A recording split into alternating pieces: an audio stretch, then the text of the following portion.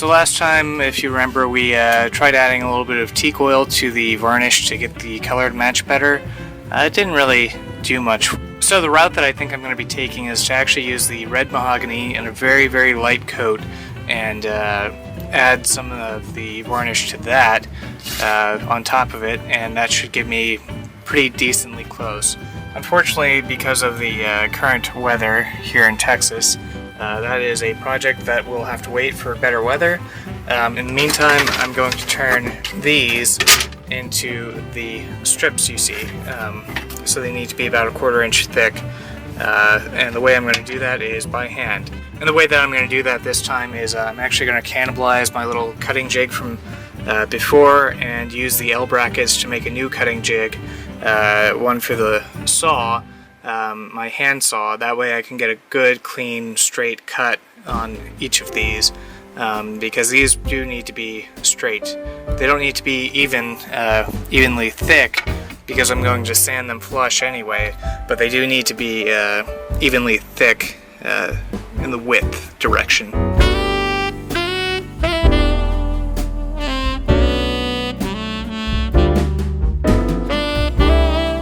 So I have one of the holly strips here in the jig.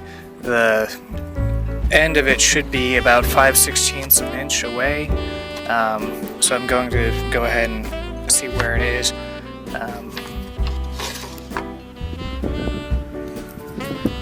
Looks pretty good.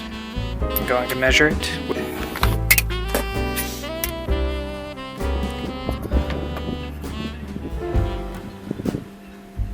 Yeah, cool. So, ideally, the way that this jig is going to work is I'm going to put these strips in, clamp them in, and then use my saw very carefully to slice 5/16 inch wide strip out. I want them a little bit bigger than the 1/4 inch that I need. That way I can come back later and trim them down to the correct final size. It's easier to take material off than it is to add material on. So that is the philosophy there. And I'll probably cut to a time-lapse video now.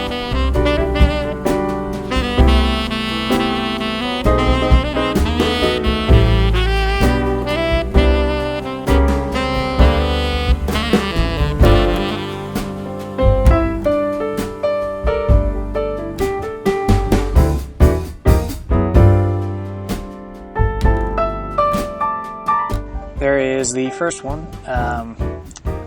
One of the problems with it is going to be that it has a rough edge on it. That rough edge means that it ended up not being perfectly uniform throughout. The good news is now I have a good clean edge that I can use for the next one. So the next dowel that'll come out hopefully will be very, very clean and will hopefully be uniform in width. I'm not going to show me cutting out all of these because this is a very tedious process, so I'll go ahead and cut the video for this section and go to the next.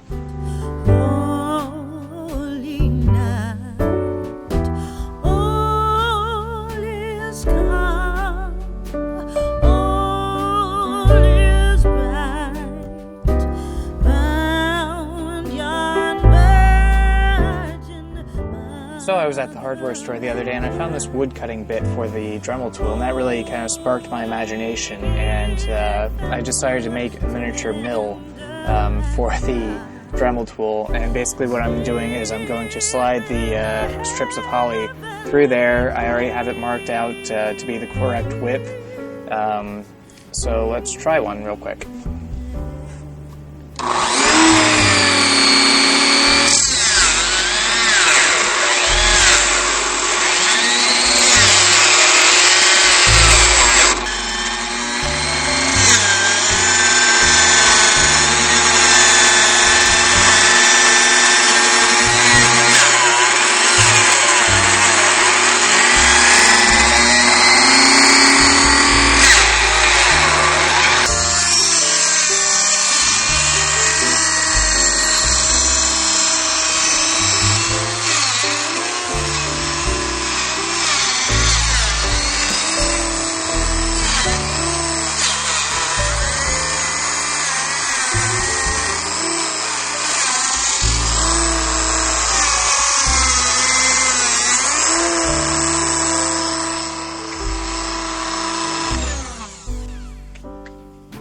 Okay,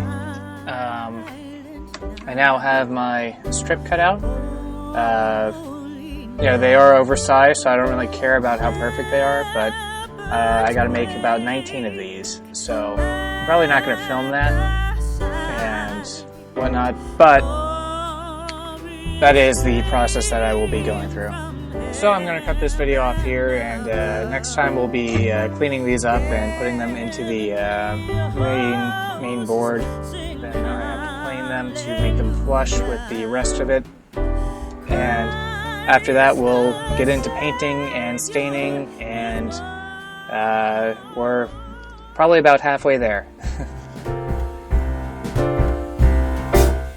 We wish you a Merry Christmas. We wish you a Merry Christmas. We wish you a Merry